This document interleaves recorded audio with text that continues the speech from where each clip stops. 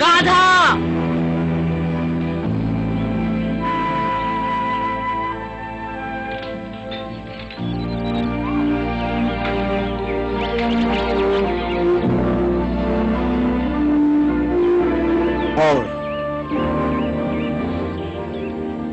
Mowgli, तुम जहाँ भी हो अपनी नजरें ऊपर आसमान पर उठाए रखना। जहाँ तुम्हें ये धुआं उठता दिखे हम तुम्हें वहीं मिलेंगे मोगली।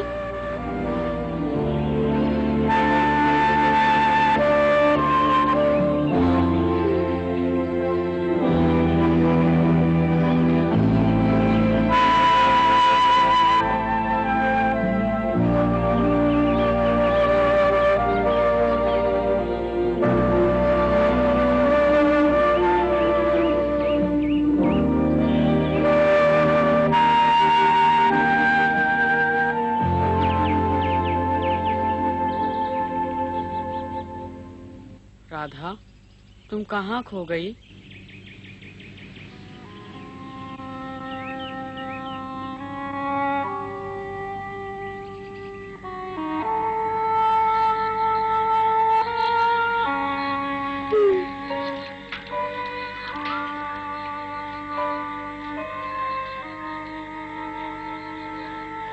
कल सुबह हम राजनगर लौट चलेंगे। उषा बेटी, तुम बहुत थक गए होंगे, अब सो जाओ।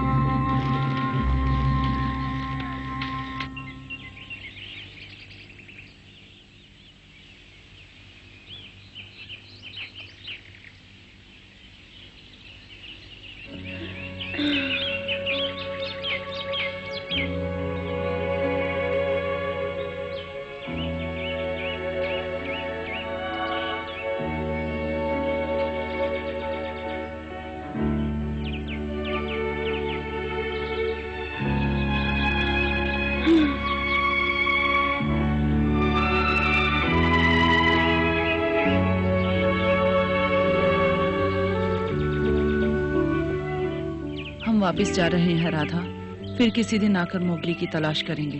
ठीक है न पिताजी? हाँ राधा बेटी, मुझे पूरा विश्वास है अगली बार हम उसे अवश्य ढूंढ लेंगे। उसकी तलाश में हम जंगल का चप्पा चप्पा छान मारेंगे, ऊंचे ऊंचे पेड़ों पर चढ़कर उसे जोर जोर से पुकारेंगे, वो अवश्य मिल जाएगा। लेकिन इस वक्त हमें यहाँ से जाना होगा बेटी। पिताजी ठीक कह रहे हैं, अब चलो राधा।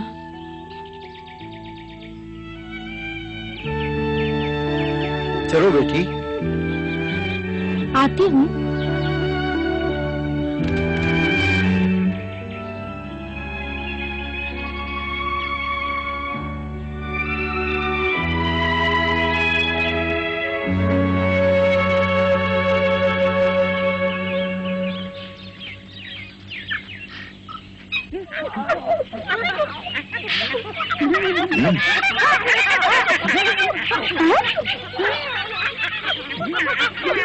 आओ, इन बंदरों की तरफ ध्यान मत दो, चलते रहो।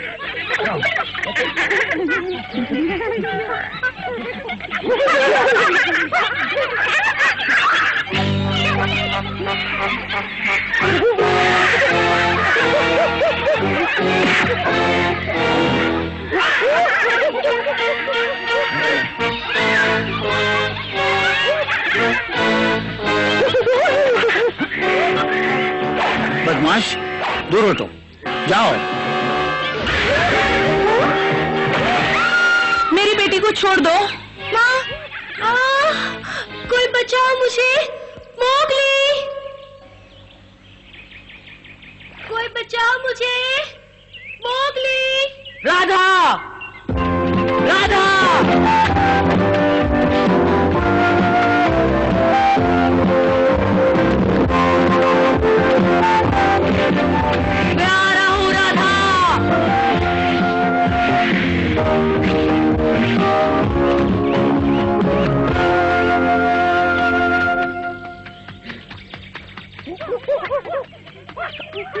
हाँ मोगली, वो देखो। हाँ राधा।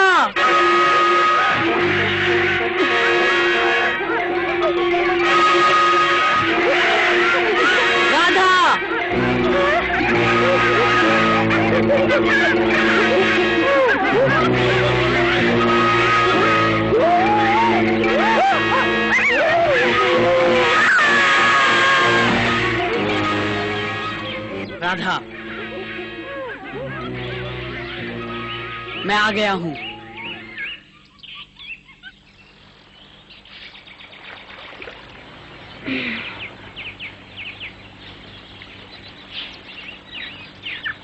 राधा, उठो, थोड़ा पानी पी लो।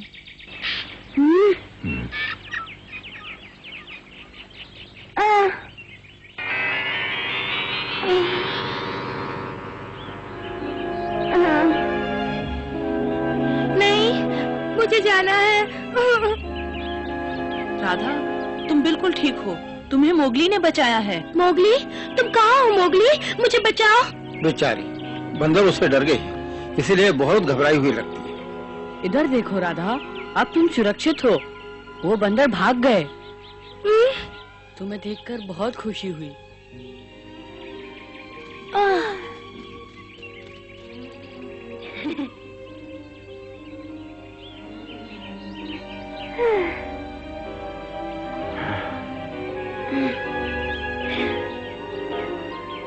मोगली, तुम आ गए मोगली? हाँ, मुझे तुम अपने साथ ले चलोगे ना मोगली? जरूर।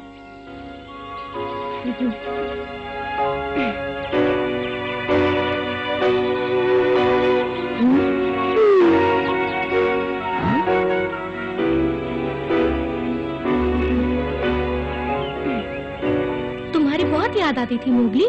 भगवान ने हमें फिर मिला दिया। हम सब तुम्हें बहुत याद करते थे मोगली। हाँ।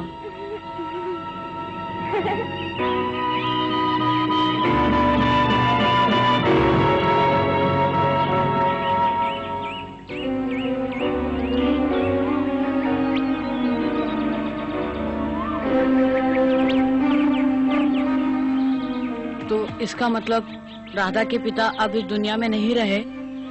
यही बात है मोगली। जब हम राजनगर पहुंचे, वहाँ बीमारी फैली हुई थी और राधा के पिता भी उस बीमारी की चपेट में आ गए।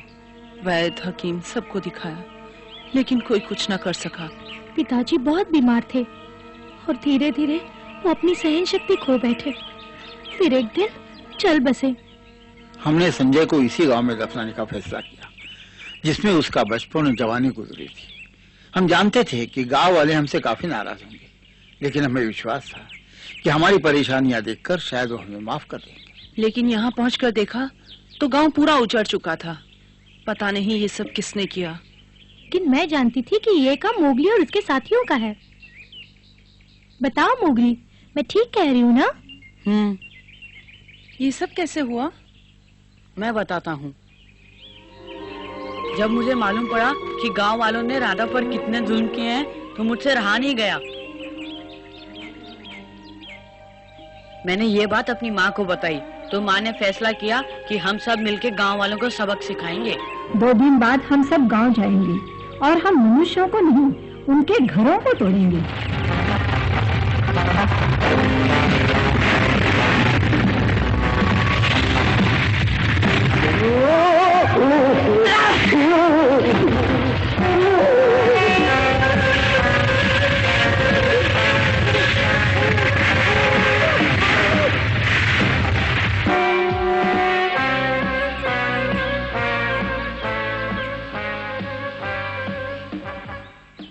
उस दिन के बाद जंगल बदल गया।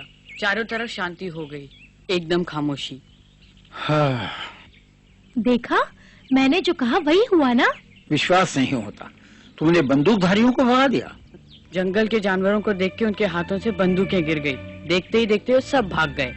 शायद गांव वाले बहुत डर गए होंगे। उन्होंने मेरे परिवार के साथ जो भी किया, फिर भी मैं उनकी तरफ से माफी मांगता हूँ। अब पुराने दुखड़े रोने से कोई फायदा नहीं। बड़ी बात यह है कि हमें मोगली मिल गया। हम बड़े भाग्यशाली हैं। क्यों राधा, ठीक है ना? हाँ, क्यों नहीं?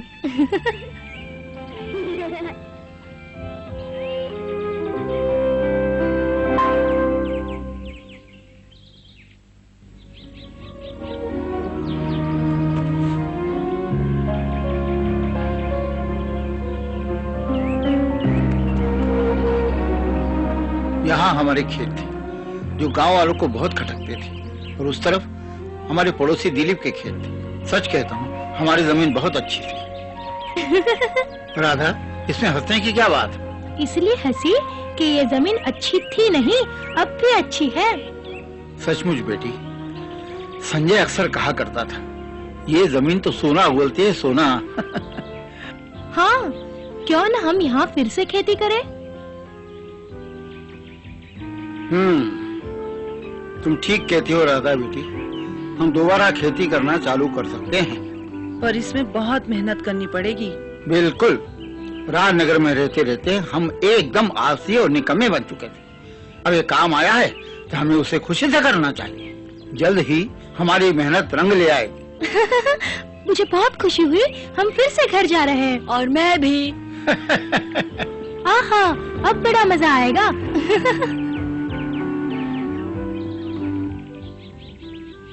ये वो जगह है जहाँ भैंसे चराया करते थे। बिना जानवरों के ये जगह कितनी सुनी लग रही है ना बेटी? तुम बहुत तेज दौड़ते हो मोगली, मैं भी एक दिन तुम्हारा मुकाबला करूंगी।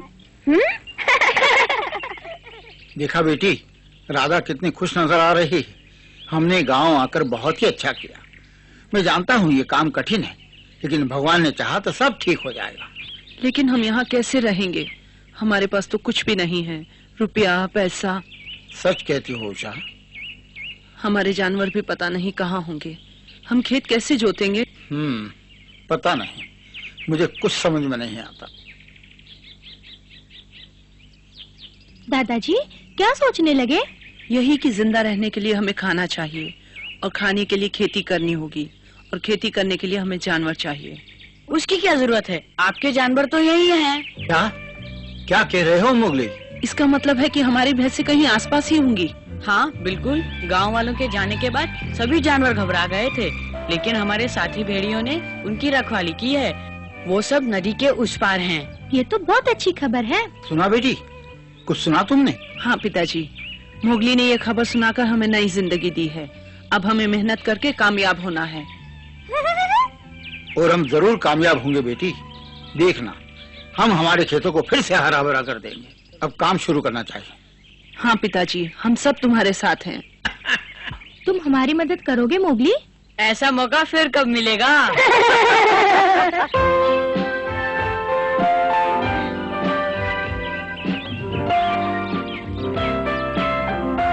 एक दो तीन, ये निकला।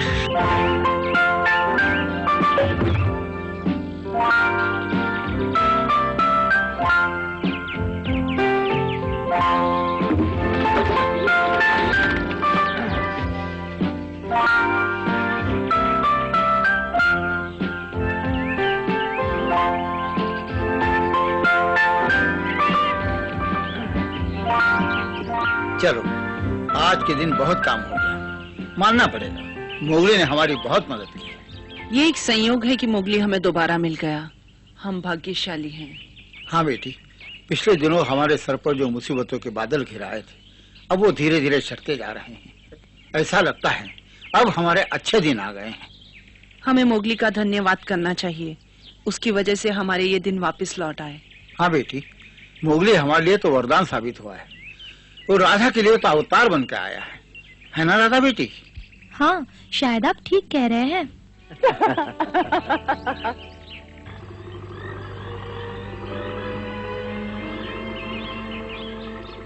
मोगली, क्या? एक बात बताओ मोगली, क्या तुम हमारे साथ रहना पसंद करोगे, हमारे परिवार का सदस्य बनकर? क्या? लेकिन फिर से सोच लो मोगली। हालांकि मैं जानता हूँ कि तुम आजाद रहना पसंद करते हो, लेकिन हमारे परिवार में रहकर तुम्हें खुशी ही मिलेगी। हम सब लोग तुम्हें बहुत चाहते हैं। तुम क्या कहते हो बेटे? मोगली, पिताजी ठीक कह रहे हैं। हम तुम्हें बहुत चाहते हैं। एक न एक दिन तुम्हें मनुष्यों के साथ रहना ही होगा, फिर हमारे साथ ही क्यों नहीं। हमारे प्यार में कोई कमी नहीं आएगी मोगली। जानता हूँ, वो आप सबका प्यार ही था जो मुझे राजनगर तक खींच ले गया था। मैंने राजनगर में आपको हर जगह ढूंढा, लेकिन मैं आपको ना ढूंढ सका। मुसीबतों ने मुझे ढूंढ लिया।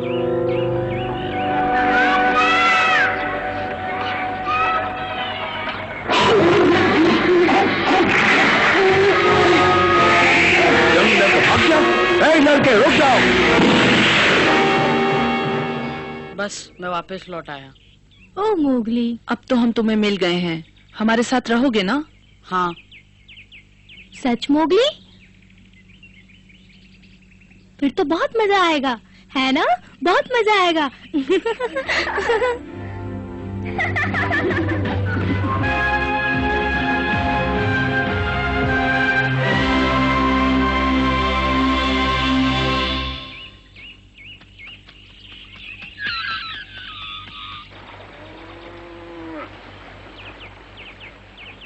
हाँ? वो रहे भोला दादा के जानवर।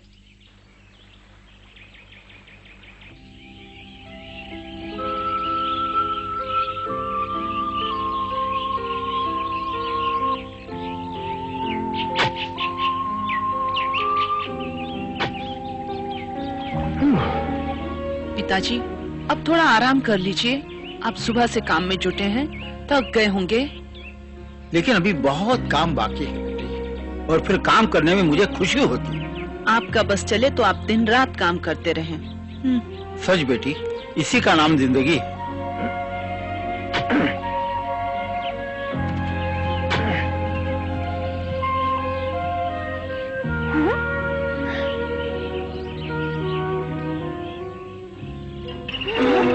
दादाजी,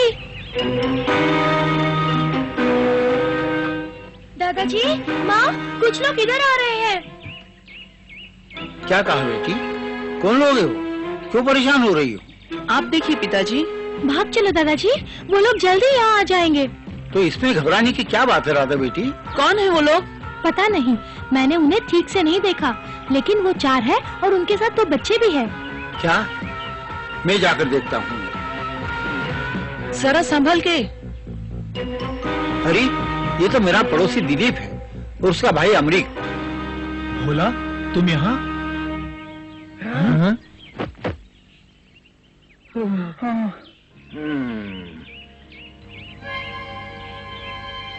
क्या तुम्हें अभी भी विश्वास है कि हमारा परिवार गद्दार है?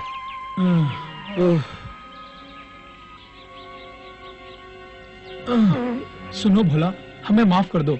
अनजाने में हमसे बहुत बड़ी गलती हो गई थी। हाँ, हमें माफ कर दो। हम सब बलदेव के बहकावे में आ गए और तुम्हें तंग करने लगे, लेकिन अब समझ में आ गया हम कितने मूर्ख थे। मैं जानता हूँ तुम नाराज हो, पर यकीन मानो हमने बहुत दुख सहे हैं। हम सब कुछ खो चुके हैं, अपना घर, अपनी जमीन, यहाँ तक कि अपने मन की शांति भी।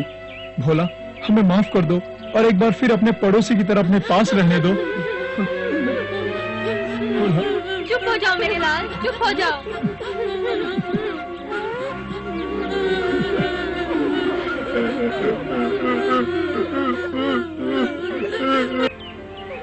दादाजी, इन्हें माफ कर दो, इन्होंने बहुत दुख सहे हैं। अब आपसे माफी मांग रहे हैं।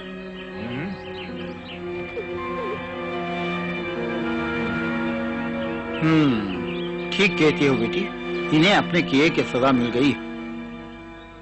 तो क्या तुमने हमें माफ कर दिया भोला? शुक्रिया भोला। बहुत बहुत शुक्रिया। तुम वापस क्यों आ गए दिलीप? अब हमारे लिए कहीं कोई जगह नहीं है भोला। जब जानवरों ने हमें यहाँ से भगाया तो हम बहुत से नगरों में गए, लेकिन वो सब हमसे डरते हैं, सोचते हैं हम जालिम हैं। वो सब जंगली लड़के के बारे में जानते हैं कि वो शैतान है। मोगली शैतान नहीं है, वह हमारी तरह इंसान है। हाँ, हाँ, हाँ? वो देखो, मोगली भैंसों के साथ। क्या भैंसों के साथ? वो तो पक्का शैतान है। चुप रहो तुम। एक बात कान खोल के सुन लो, अगर इसके बाद तुमने मोगली को शैतान कहा तो मुझसे बुरा कोई न होगा। वो हमारे परिवार का एक सदस्य है, उसके साथ इज्जत से बात किया करो। मोगली। माँ, दादाजी, देखो मोगली हमारी सब भैंसों को ढूंढ लाया। हमारी भैंसें, मोगली हमारी भैंसें ढूंढ लाया। अब हम आराम से खेती कर सकते हैं।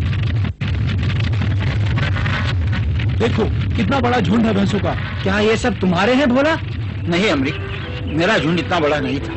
तुम्हारे जानवर भी है इसमें और दूसरे किसानों के भी।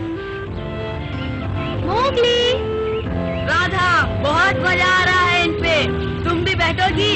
हाँ हाँ, क्यों नहीं।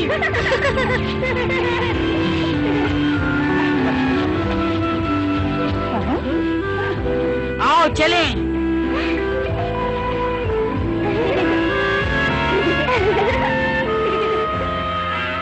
देखो माँ।